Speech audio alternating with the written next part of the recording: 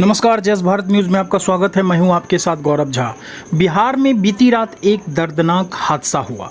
बक्सर के पास आनंद विहार टर्मिनल के से चलकर Anand Vihar Kamakhya north east express 21 बोगियां बेपटरी हो गई। इस दर्दनाक ट्रेन हादसे में कई यात्रियों की घायल होने की खबर है।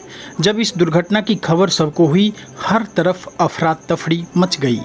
जिसने भी उस वक्त उस भयावह मंजर को देखा, उसकी रूह कांप गई। बता दें कि ट्रेन हादसे के बाद वहां चीख पुकार मच गई। वहीं बिहार में बक्सर के पास बुधवार की रात आनंद विहार टर्मिनल से चलकर कामाख्या जाने वाली गाड़ी संख्या 12506 नॉर्थ ईस्ट एक्सप्रेस के डिब्बे बेपटरी हो गई। यह ट्रेन हादसा रघुनाथपुर स्टेशन के पास हुआ। इस ट्रेन हादसे के बाद लोगों के बीच अफरा तफरी मच गई।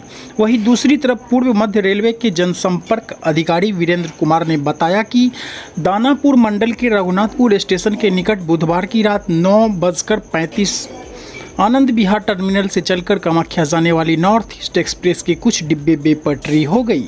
उन्होंने बताया, इस ट्रेन हादसा की खबर के बाद मेडिकल टीम और अधिकारियों के साथ साथ दुर्घटना राहत यान घटनास्थल के लिए रवाना हुआ।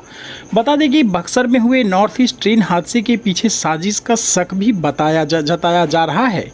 जांच के दौरान कई जगह रेल पटरियां टूटी मिली, लेकिन जांच अधिकारी बयान देने से बच रहे हैं। वहीं दूसरी तरफ कहा जा रहा है कि जब यह ट्रेन हादसा हुआ, उस वक्त ट्रेन की रफ्तार 110 से 120 किलोमीटर प्रति घंटे की रफ्तार से चल रही थी।